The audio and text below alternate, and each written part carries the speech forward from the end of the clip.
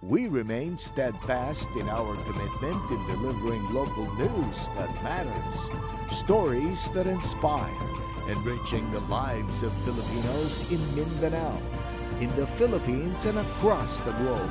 This is your GMA Regional TV, kapuso ng bawat Pilipino.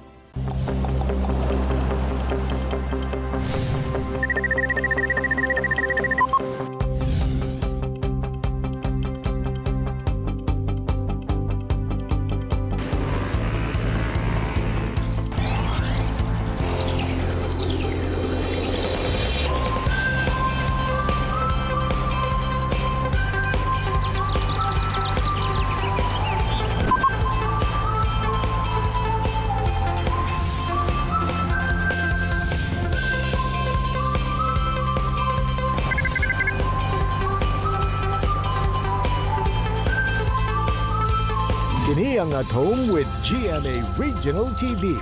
Have a blessed Thursday morning mga kapuso all over Mindanao. Labi na sa mga taga Malimono ug Placer sa Surigao del Norte Province. Sa may buntag. Mayong buntag sab Jill, ato sab kamustahon ang ato mga kapuso sa Lagindingan ug Initaw sa Misamis Oriental Province.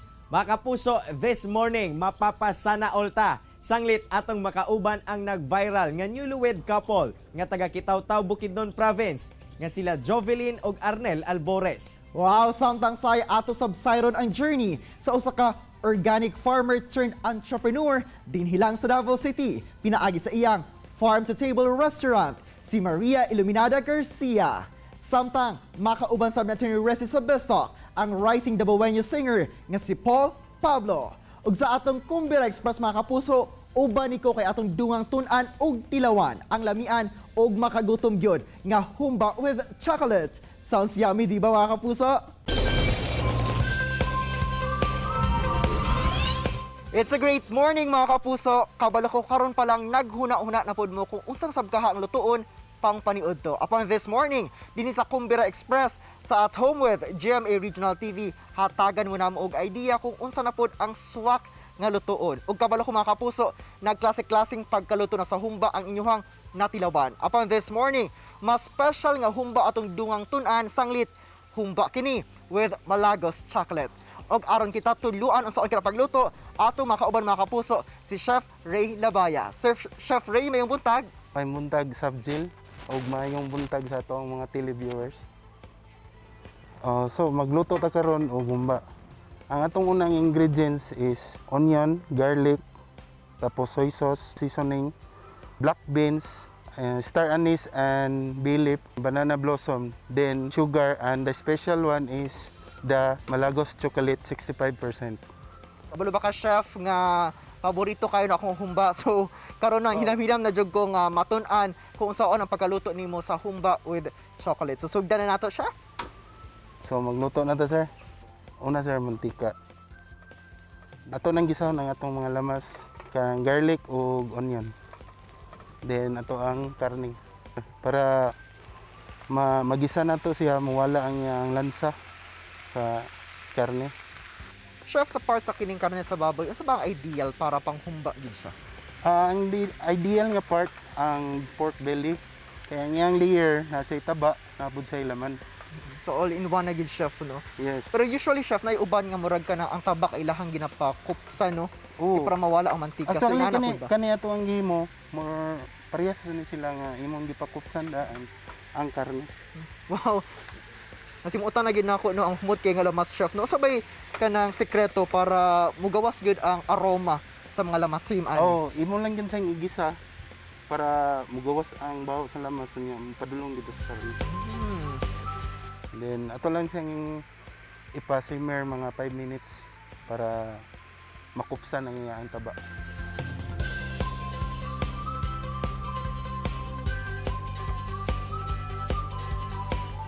After 5 minutes, ilunod na nato ang soy sauce, vinegar,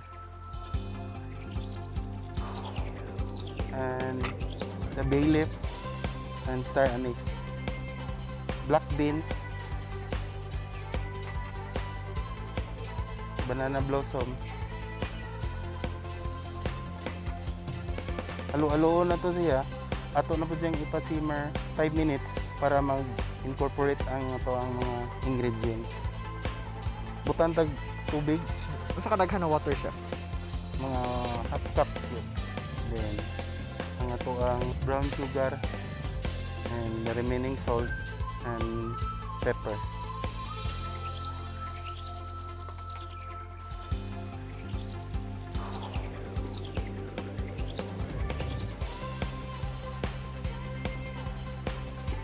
Karon natin gisunod og butang ang chocolate.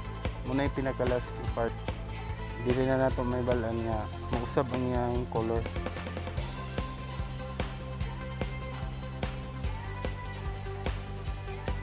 Well, mga kapuso, no, kung naamo diri, grabe, makapanglaway na gid ko samtang katanaw kay chef nila o kay sa iyahag niya luto kahumba kay lagi humot na kaayo labi na ang kahumot sa chocolate nga ilang giputa. Mga kapuso, kay lagi naluto na gayon ang atong humba busa. Excited na kayo ko ug dili na nato dugay-dugayon pa ato anang tilawan ang humba with Malagos chocolate.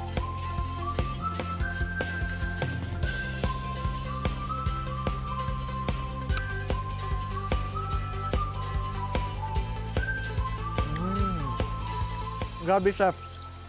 Yes sir, kumusta man ang among Aside sa kahumot ni ganin na, chef, grabe. Ang lasa, suwa kaayo ug kay lagi no dili lang siya usual nga atong humba ang matilawan nato. Ang sugar lang kani kay masahan gyud nimo ang tsokolate.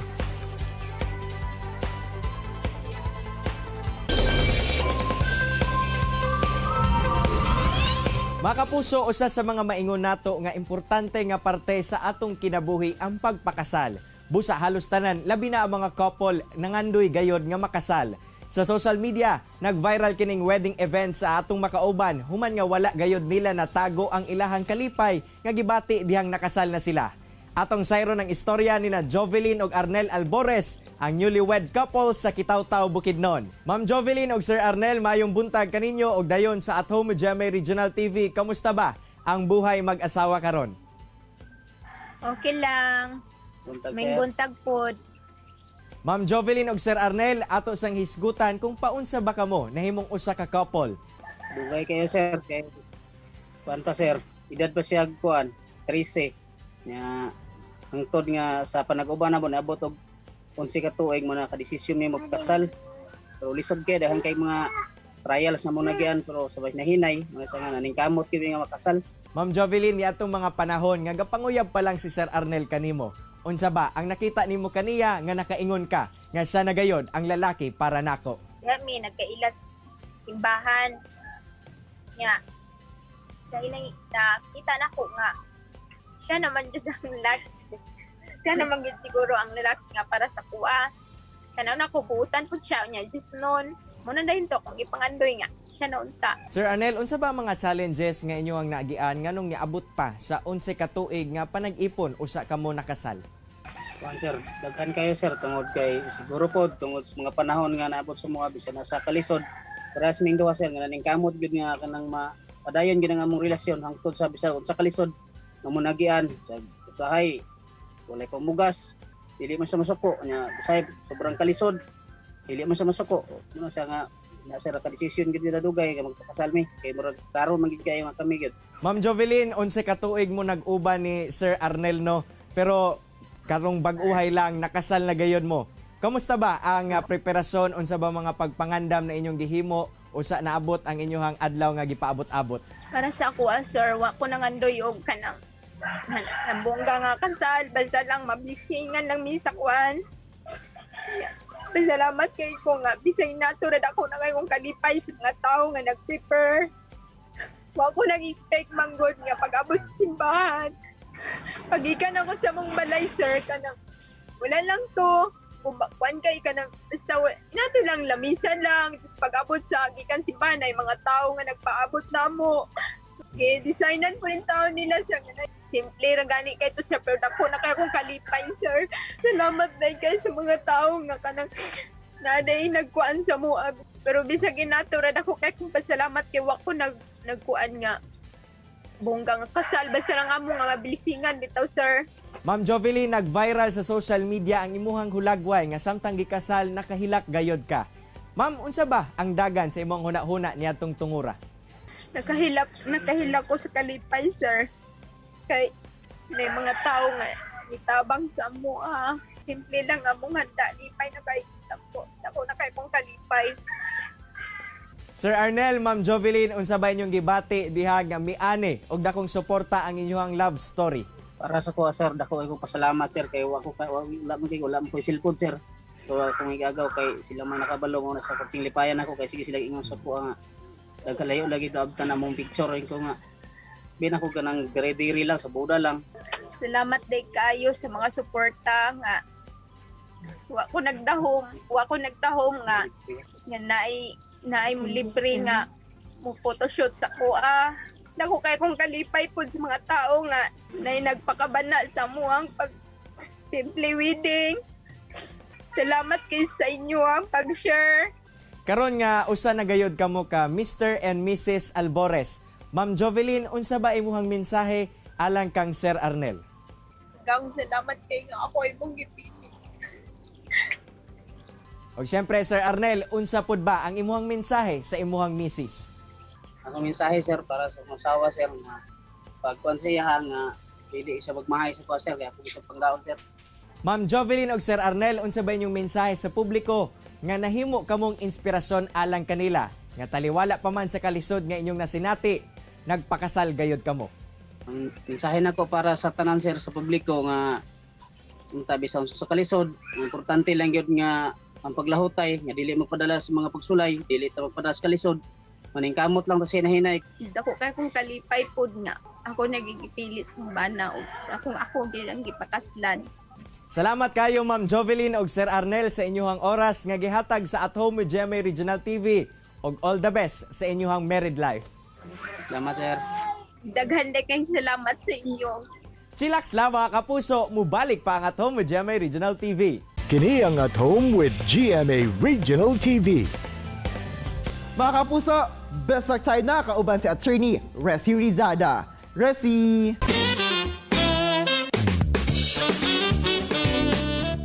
Daghang salamat, Arjo! Good morning mga kapuso! Welcome to Biz Talk. This morning ato ang makauban ang rising Dabawenyo singer nga si Paul Pablo.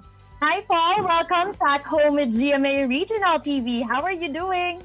I am doing fine, and actually I have a lot of I have a lot of things to cope up with backlog sa school pero laban lang. Laban lang yun, kaya mo yan. But of course, Yes. unang-una, congratulations po sa iyong bagong single. I'm really happy kasi a lot of people supported me, especially the ones that I want to empower the LGBT community kasi I am a gay artist and I want to do this not just for the benefit of myself but also for the community that I belong. Sobrang ang dami mong na-inspire sa life story mo, lalo na sa kanta mo. Ano ba yung hugot ng kantang Bangin, Paul?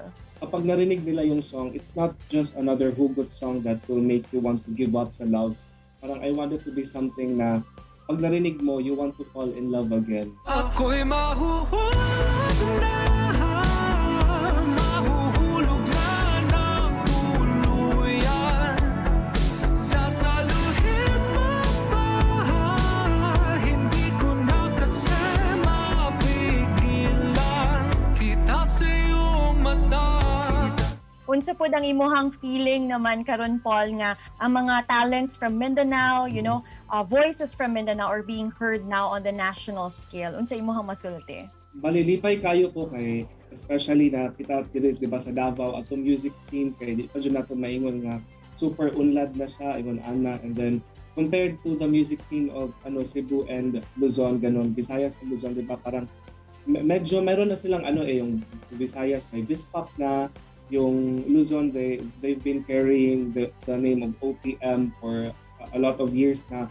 Pero dito sa Mindanao parang we although meron na tayong music scene here but we are still yung building we are still doing our best na papalaki pa yung scope. Tapos ngayon na parang it's happening on the hard work of the artists and the organizations na nag-work para maglaki yung ating yung ating scope dito sa ating music scene sa Mindanao and Davao. We're looking at a bright future for you, Paul. Thank you for making us so Thank you proud so lalo na dito sa Mindanao. And invite them also, paano ba namin na mas mapapakinggan pa ang iyong music? Okay, so if you guys want to listen to my song Bangin, you can just go to YouTube and then type in Bangin by Paul Pablo, and it's also on Spotify and Apple Music. Thank you very much, Paul. All out support kami para sa'yo. Daghan kayong salamat. Thank you. Thank you. And that was Paul Pablo, mga kapuso. Tutok lang kay mabalik pa ang At Home with GMA Regional TV. Kini ang At Home with GMA Regional TV.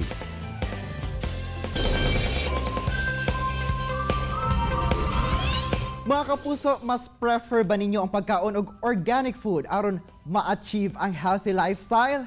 Well, this morning, usa ka Dabawen nga organic farmer ang atong mas ilailahon pa kung asa iyang i-share ang iyang journey as an organic farmer turned entrepreneur.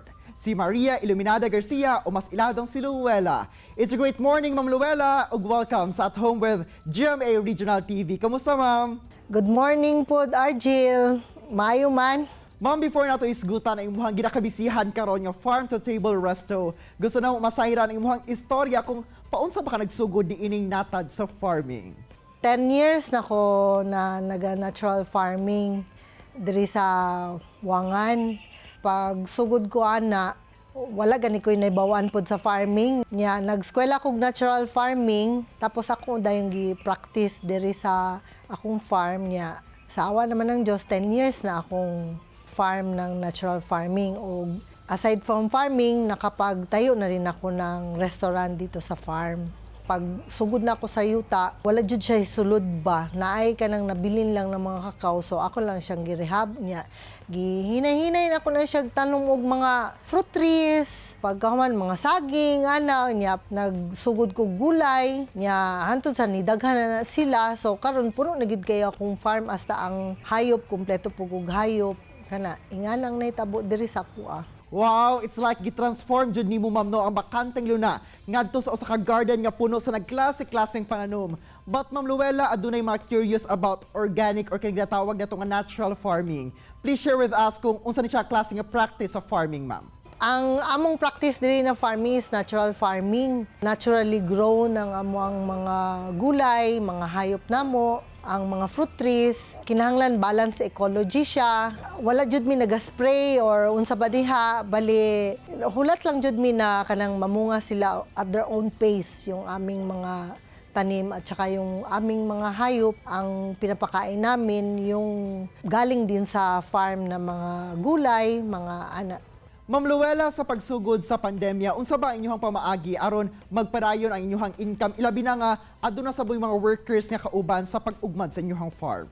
Nakoy mga workers diri, nakoy mga farm workers, napud koy mga kauban diri na taga diri lang pud sila ba. Ana. So, may kanang mga tabang pud sa mga silingan, makahatag tag trabaho kanang maski atong pandemic, sa awa ng Dios wala may ka experience pud na kanang gipauli sila kay gipaundang sila trabaho. Diretso amo ang trabaho katong pandemic time na nag-lockdown hantod karon.